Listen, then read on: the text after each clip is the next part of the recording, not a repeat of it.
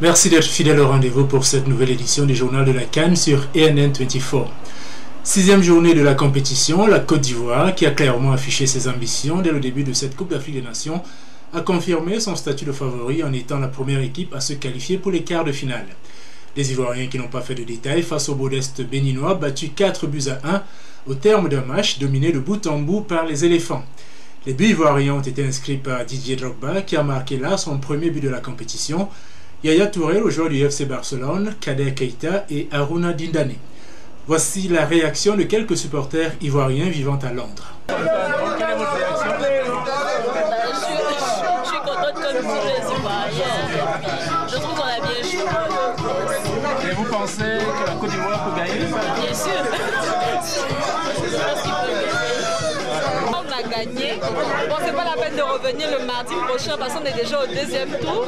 Et puis c'est pour nous la CAN 2010. Vous êtes sûr de la gagner? Sûr.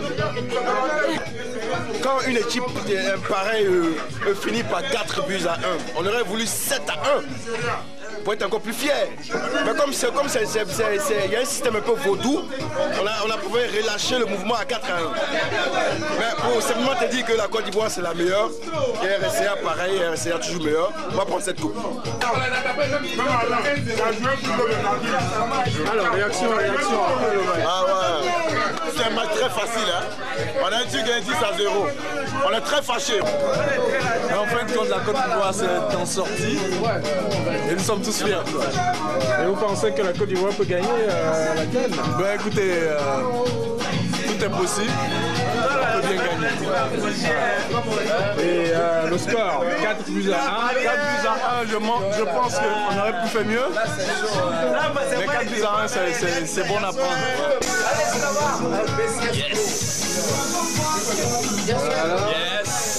Et la réaction après le match? La réaction après le match, c'est un match qui est gagné de façon confortable. On n'a vraiment rien à signaler. Les éléphants vont battre n'importe quelle équipe en face. Ils vont gagner la coupe? Mais bien sûr, ça c'est inévitable. Ouais. Des supporters ivoiriens, vous l'avez vu, très confiants quant au potentiel de leur équipe.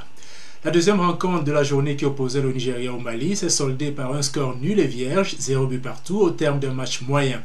Le Nigeria n'est donc plus maître de son destin et pourrait être éliminé dès le premier tour s'il se faisait battre par le Bénin lors de son dernier match de poule, ce qui est très improbable, mais surtout si le Mali réussit à obtenir un match nul face à la Côte d'Ivoire, un résultat qui est tout à fait à la portée des Aigles. Le classement de ce groupe B se présente donc comme suit: la Côte d'Ivoire avec 2 victoires en 2 matchs compte 6 points, le Mali est deuxième avec 4 points, le Nigeria occupe la 3e place avec 1 point, le Bénin est bon dernier avec 0 point.